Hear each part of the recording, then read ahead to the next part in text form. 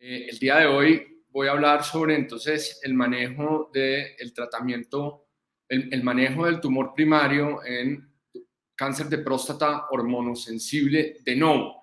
Este es un concepto que viene desde hace pocos años y es diferenciar a esos pacientes que por primera vez tenían metástasis que hasta hace muy poco tiempo simplemente se bloqueaban, y hemos visto cómo en este grupo de pacientes ha habido una intensificación del tratamiento, bien sea con quimioterapia, bien sea con superbloqueadores del receptor androgénico, o en este escenario que es en el que se hace tratamiento del tumor primario en la próstata basándose en la posibilidad del efecto abscopal, que permite disminuir de alguna manera la señalización de los tumores hacia esas lesiones metastásicas.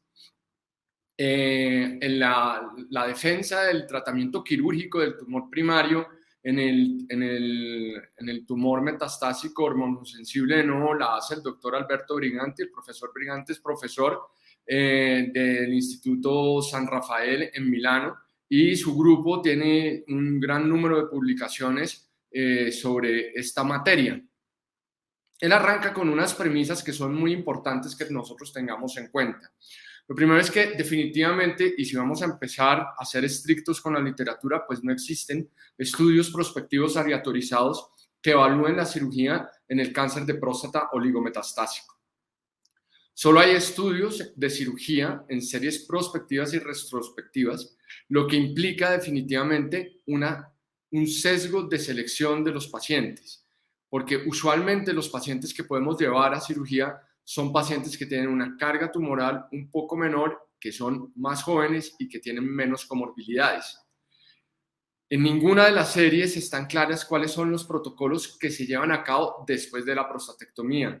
Se da quimioterapia, se mantiene el bloqueo por cuánto tiempo, se hace terapia dirigida a metástasis, y no sabemos si los resultados de la radioterapia son extrapolables a la cirugía. O sea, nosotros muchas veces basamos la decisión de operar un paciente en que eso ha funcionado en radioterapia, y no necesariamente eso lo tenemos claro. Por lo tanto, y a pesar de esto, aún en el mundo se hacen prostatectomías radicales en pacientes con cáncer de próstata metastásico. Y aquí vamos a tratar de ver un poco por qué se siguen haciendo.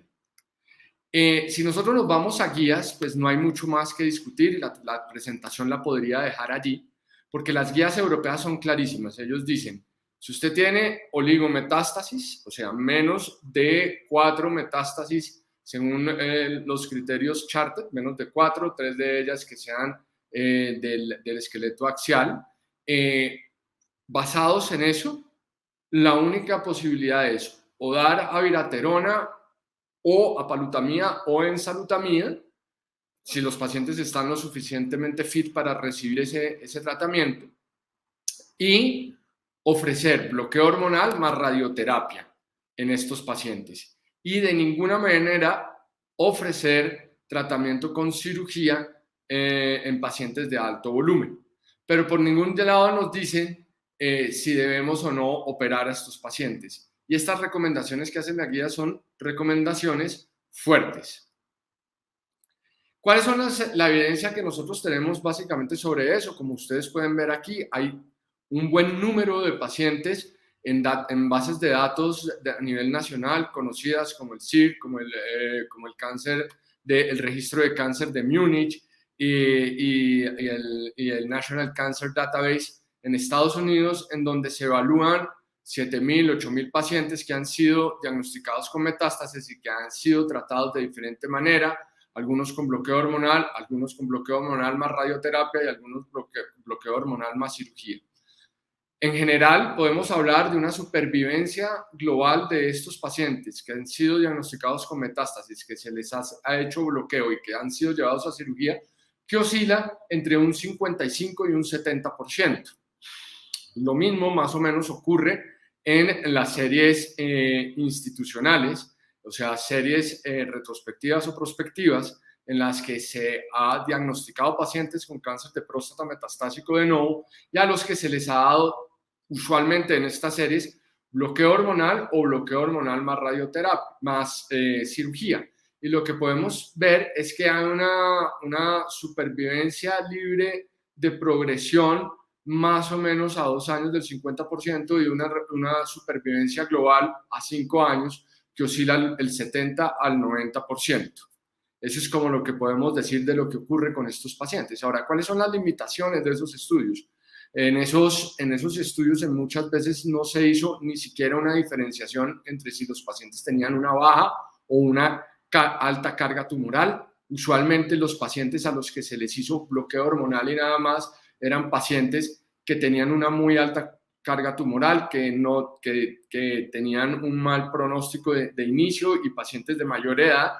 Y los pacientes que eran llevados a radioterapia o cirugía eran más jóvenes y con menor carga tumoral. Había una pobre estandarización de manejo posoperatorio.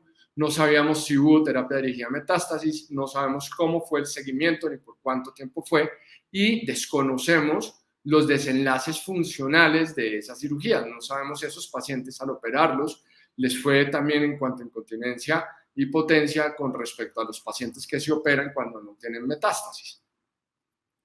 Aquí hay algunos de esas series que voy a traer a colación. Estas son series en donde operar a los pacientes hizo que les fuera mejor. Esta es una serie de 61 pacientes en Alemania, en donde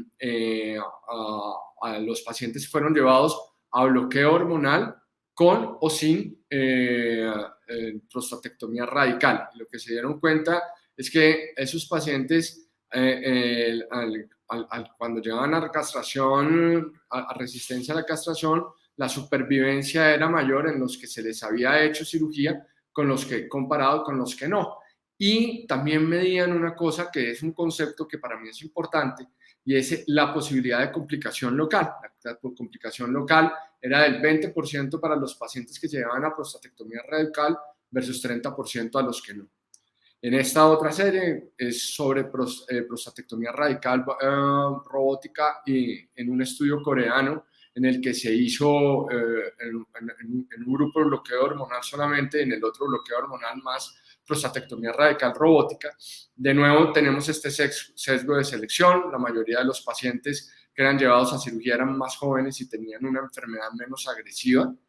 Y lo que veíamos es que a los pacientes que adicional al bloqueo hormonal se les ofrecía prostatectomía radical robótica, tenían un beneficio en cuanto a progresión, a supervivencia libre de progresión y supervivencia cáncer específica, pero con un claro sesgo de selección. Ahora, de todas maneras, también hay estudios negativos, como este estudio del 2017, 83 pacientes llevados diagnosticados con cáncer de próstata oligometastásico, cirugías en Alemania y Dinamarca, un poquito más parejos, y se dan cuenta que la supervivencia cáncer específica y la supervivencia libre de progresión es básicamente la misma en los dos grupos, con una leve ventaja para los pacientes que habían sido operados, pues estos tenían mucho menos complicaciones locales como retención urinaria, infecciones, obstrucción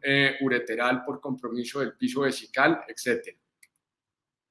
Lo mismo este estudio, que es un estudio que es muy particular porque es un estudio reciente del 2019, en donde a pesar de que los pacientes que eran llevados a prostatectomía radical tenían unas mejores características clínicas, no existió ninguna diferencia respecto a eventos, respecto a progresión a resistencia a la castración, ni a supervivencia a cáncer específica en un seguimiento apropiado por más de 7 años. Por último, hablar un poco sobre esto, que es el control local de la enfermedad. Este estudio que veíamos anteriormente nos demostraba cómo de los pacientes que fueron llevados solamente a bloqueo hormonal, un buen número de pacientes, de 41 pacientes, aproximadamente 11, requirieron algún tipo de tratamiento o manejo, bien fuera por sangrado, por retención urinaria o por obstrucción, mientras que los pacientes que fueron llevados a cirugía, pues ninguno tuvo este tipo de complicaciones, lo que facilitaría las cosas para los pacientes llevados a prostatectomía y el famoso control local de la enfermedad. Lo mismo ocurre acá con los pacientes que fueron llevados a prostatectomía comparado con los pacientes a los que solo se les dio bloqueo hormonal. Los de prostatectomía son 17 y vemos como casi ninguno tuvo complicaciones del tracto urinario bajo, mientras que en los que fueron llevados a bloqueo sí que hubo complicaciones. Lo otro que hablaba era si estos pacientes que iban a ser llevados a prostatectomía radical requerían tratamiento de los ganglios linfáticos. Y lo que encontraron es esta base del CIR, de nuevo en Estados Unidos, de 300 pacientes con enfermedad metastásica, 100 de los cuales 200 tenían linfadenectomía y 100 no, y con un seguimiento a 5 años, pues vemos un claro beneficio en los pacientes en los que se llevó a cabo linfadenectomía en cuanto a la mortalidad cáncer específica. Estos son los estudios. Esto es una evidencia que está en formación, no hay recomendaciones, pero siguen habiendo estudios aleatorizados que debemos estar viendo en los próximos años y que deben estar acabando más o menos dentro de 2 a 3 años. Así que, por último, el doctor Briganti hace una evaluación de cuál sería el paciente ideal para ser llevado a una prostatectomía radical eventualmente, y sería un paciente que tenga un bajo volumen metastásico, máximo 3 lesiones metastásicas en un PET, un Gleason 3-4, que les va mejor a los de Gleason 5, que no tengan clínicamente ganglios positivos, que estén respondiendo al bloqueo hormonal y cuyo PSA esté por debajo de 60, y sobre todo que ojalá este paciente sea operado en el escenario de los experimentos clínicos controlados.